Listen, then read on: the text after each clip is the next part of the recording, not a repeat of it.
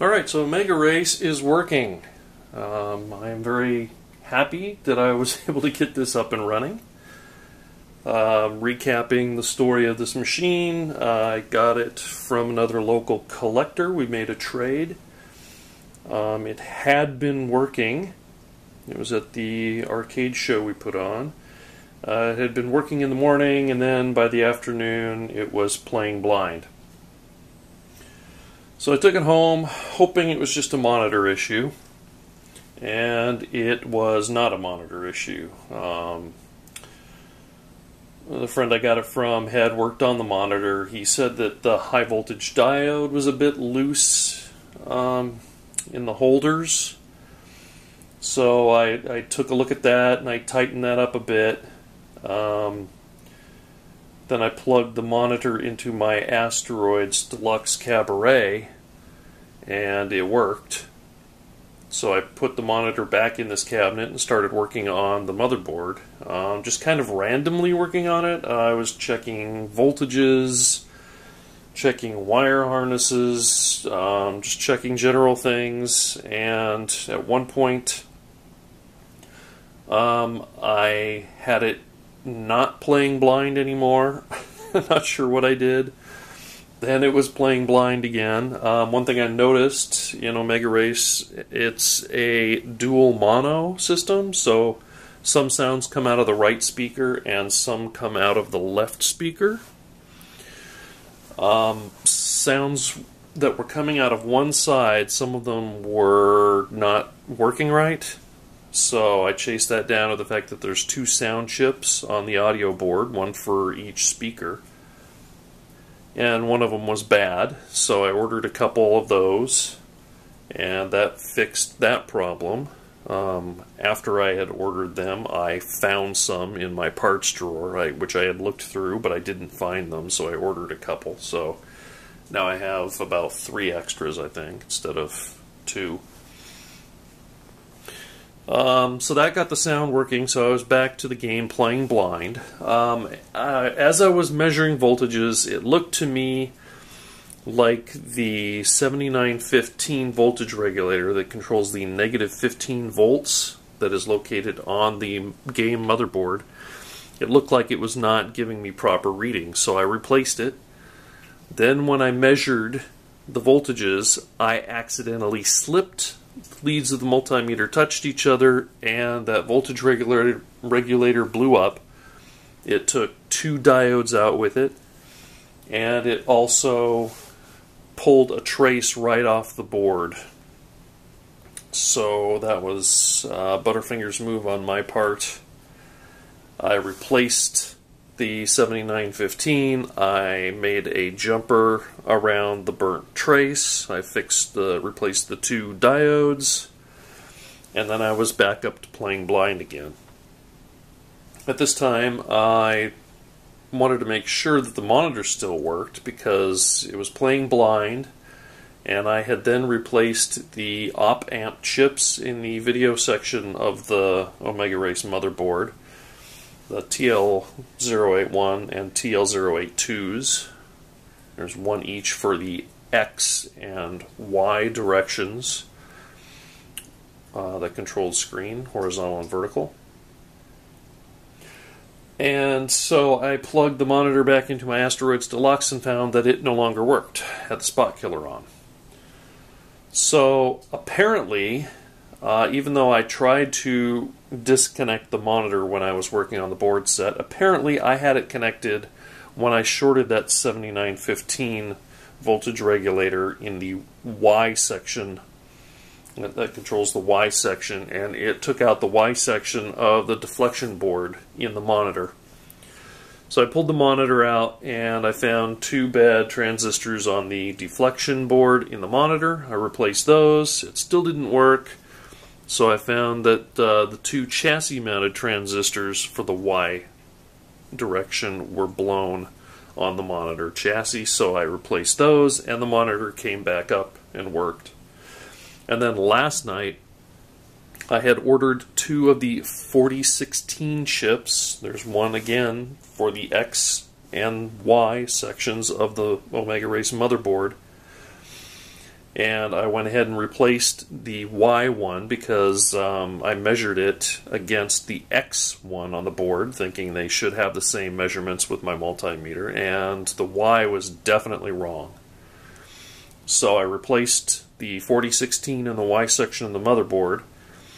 I then, with the monitor unplugged, I used my multimeter to check the AC voltages for the X and Y output from the game harness, and it was within the approximately 2 to 4 volts range.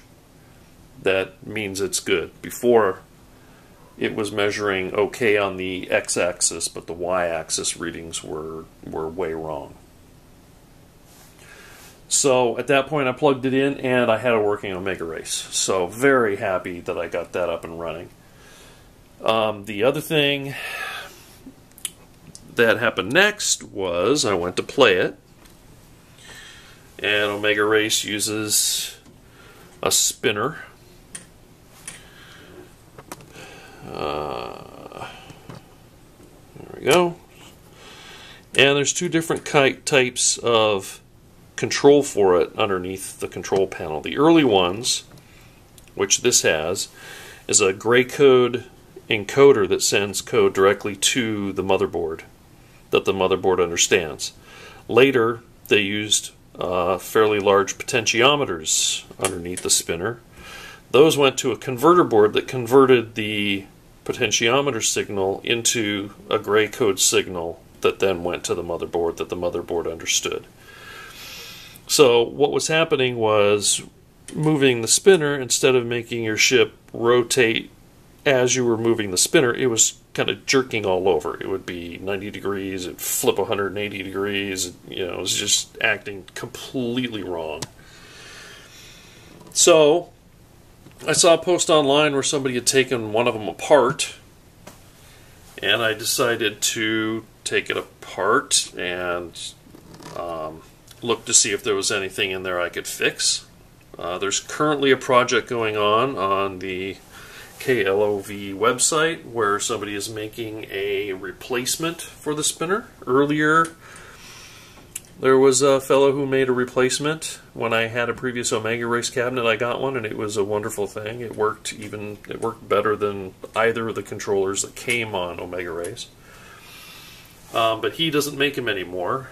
It was quite a few years ago. So a new guy has made a similar product where you have to buy your own encoder to hook to the spinner, and then he has a separate board that he made that sends those signals to the motherboard. But I decided, well, since I hopefully will be able to get one of those if it goes badly, so I'll take the gray code encoder that's on this motherboard apart, or on this control panel apart, and try to fix it. So I took it apart, and I mean, you have to break the plastic housing, and drill it out to get it apart. And I found there's a disc inside with metal contacts, and then there's 8 tabs below it, 8 tabs above it, that the disc rotates, and those little tabs make contact with the metal plating that's on the disc. Kind of like a hard drive, actually. Hard drive heads cruising along the hard drive disc. So there was black, like grease, all over the disc. So that told me that it must have been lubricated from the factory, because this thing hadn't been taken apart. Because looking at it, they're not made to be taken apart. So I figured it's supposed to have some kind of dielectric grease in there. So after I cleaned it all up with alcohol, got all the old grease and everything off, I used some super lube, which is a dielectric grease, and just lightly put some on both sides of the disc, and then put it all together and put it back in the machine, and the ship still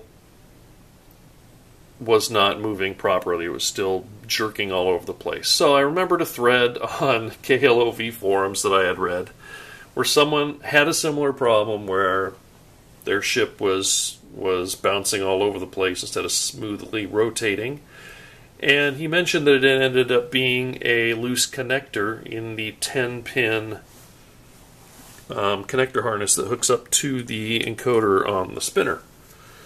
So I took mine off and I looked at it, and I didn't see any obvious signs of loose pins, loose connectors or anything, but I went ahead and cut all the connectors off and crimped new trifuricon connectors on, which are a better quality connector.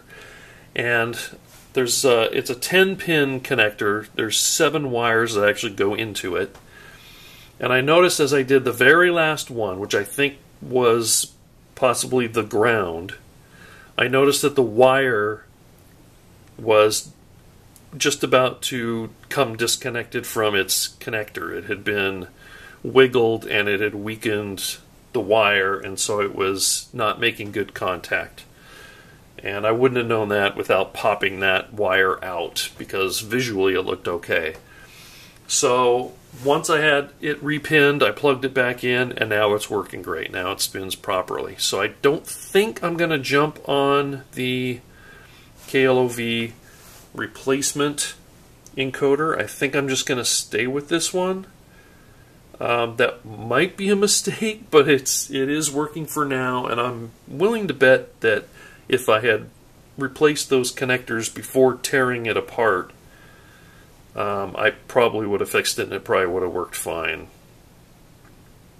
But, oh well, I took the extreme measure first and took the encoder apart. But at least now I know how it goes together, how it works. So that's the long story about this Omega Race. As you can see in the display, it's hard to show this off without like pulling all the blinds in the room, because it's got a 3D effect. It has a half silvered mirror. The monitor is located below here, and then there's a half silvered mirror at the opposite angle, and it makes it look like the display is floating in space there.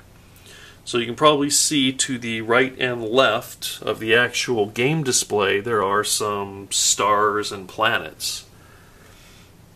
There's supposed to be the same thing in the back. So there's a large cardboard sheet with the same type of stars and planets on it that goes in the back of the cabinet, so that it makes this effect even better, because now it's kind of like you see the game and it's just floating with a black background. But when you put those stars in the background and they're fluorescent, blacklight reactive inks, it makes it really pop that it's floating in space, because it's got something behind it you can see, whereas right now it's just black. So I've still got to do that. I'm going to order some black mat board. I also got some Testors fluorescent paint at a hobby store, and I tried it out, and I don't know if the camera's going to be able to even pick this out. You can't see it glow because the black light is facing the back of the cabinet, so I'd have to open the back and hold this behind it to show you. But basically I just tested out on a piece of black mat board, and the orange green really fluoresce well. There's also blue and red. They don't fluoresce quite as well. But if you look at the artwork on the side, however well it shows up on this video, the colors orange, yellowish, and green really shine the brightest. The blue doesn't shine that bright. So I'm thinking that Testors paint can probably be used to make a new background that won't be exactly like the original, but if it uses the same colors and has like a splatter effect for the stars and round planets, it should look pretty good. It should be okay until somebody reproduces that black cardboard. So that's where I'm at now. I need to work on the back piece. My wife is going to try and paint it. I do have the measurements I took from one of the other Omega Race cabinets I had, so I can cut the new cardboard to the exact measurements. And I have a picture of the artwork that I wrote the measurements down on, so my wife can look at that and try and make a similar type background out of a piece of mat board. So hopefully that'll work. It'll be a really interesting experience. If not, like I said, I can wait till somebody reproduces the back piece, or I've seen on eBay there's sellers that sell supposedly blacklight reactive photos that look like they're from NASA with planets and stars and things, so I might try one of those rather than just having it all black if nothing else works. So that's it. Pretty happy. I've ordered a non-volatile RAM replacement for the high score saving. Unfortunately, the game only keeps the 1 credit game all-time high and 2 credit game all-time high scores in memory. It doesn't keep the rest of that board of however many other high scores were on there. But those, originally, the memory was supplied power by a rechargeable NiCad battery on the motherboard, and that's why Omega Race motherboards that work are fairly rare, because after a time those batteries leak and the corrosion runs all down the board, taking out all different circuits and traces and everything else with them as it runs down the board. So this one doesn't have any damage, which is great. The battery was removed before it did any damage to the board. So the fact that it was broken in the video section was just due to the parts wearing out, not due to any corrosion. So that's good that I don't have to worry about future corrosion taking something out, because if you don't neutralize it, it'll continue to creep into the chips up the legs and things like that and ruin parts. So the non-volatile RAM chip is one that doesn't need a battery to keep its memory. So while the machine is on, it'll save the high score to the chip, and once it's in there, you can turn the machine off and it won't lose the memory. When you turn it back on, it'll still have that high score. So now you don't have to worry about a battery leaking, corrosion anywhere.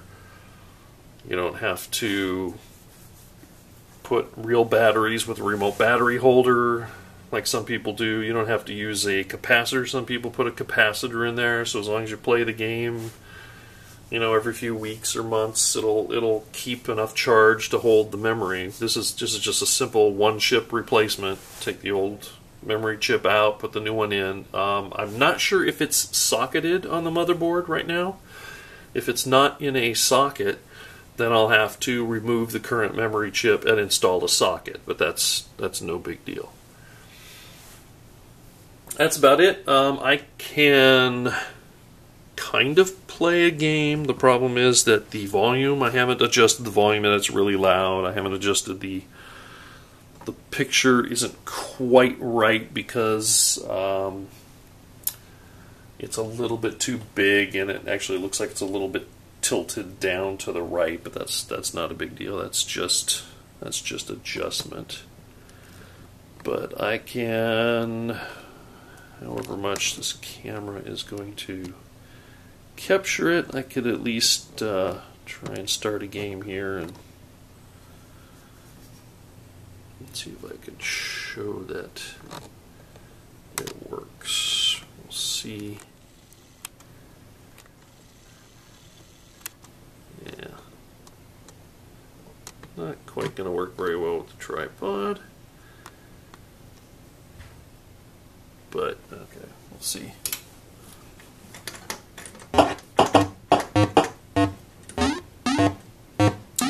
And the controller, the controller that I said was fixed is now moving erratically again. So, wow, I guess my fix wasn't the actual fix, and so I probably will have to get in line for one of those other controllers from the KLV website, because, yeah, I'm spinning in it and it's just kind of, it's like it does a 180 instead of smoothly turns.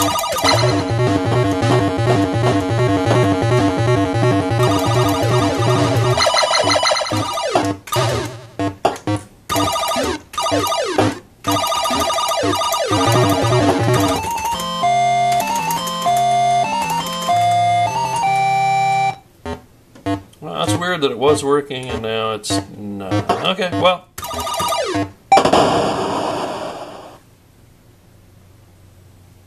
It could be the connector where it connects to the motherboard could also have loose pins.